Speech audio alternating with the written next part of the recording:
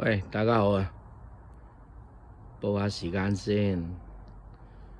美國西岸時間11月6號星期四上晝11點半。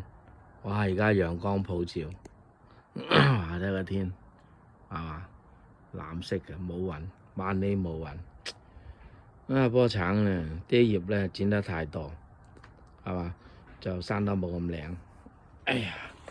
有幾個早熟咧摘落嚟，唔食咧就冇啦，係嘛？唔食咧都你睇下都橙晒，係咪先？咁今日哇摘咗好多番石榴，飆晒汗，摘到我。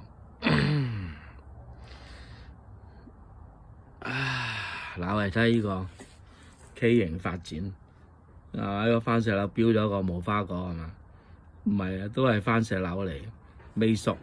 但係嗰個大嘅已經熟啦嘛，你唔摘佢都係嘛熟得滯，咁嗰個又熟唔切咁咪死。咁啊呢棵咧怪嘢咧，我哋自己搞喺個仙人掌啊，插咗2支呢啲，係冇火龍果嚟，有生啊，唔知發展會點咧？下一波係咪豐收啊？咁樣啊，仲有一大籮啊！你睇下，真係又要周圍 call 啲親朋戚友，有番石榴啦喂，咁係咪先？香港咧真係精彩，係嘛？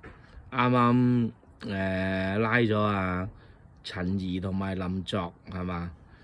咁咧真係犯咗法，始終都係。走唔甩嘅，咁聽講就60幾個涉案咧，仲查緊。咁見到商罪科一啲舊相識啦，識於微時，而家高級警務人員，唔知仲識唔識我咧？但係都開心嘅，都恭喜佢啦，升咗級。咁咧呢度啲炸有啲咧，俾啲雀仔咬過。咁我會揀出嚟食咗佢先嘅，就話唔食又嘥，係嘛？抌你又嘥。睇下繼續留意嗰單案，都好精彩，好複雜呢單嘢，唔係咁簡單，相當精彩，拉得好，抵讚。商罪科、商業罪案調查科，好嘢。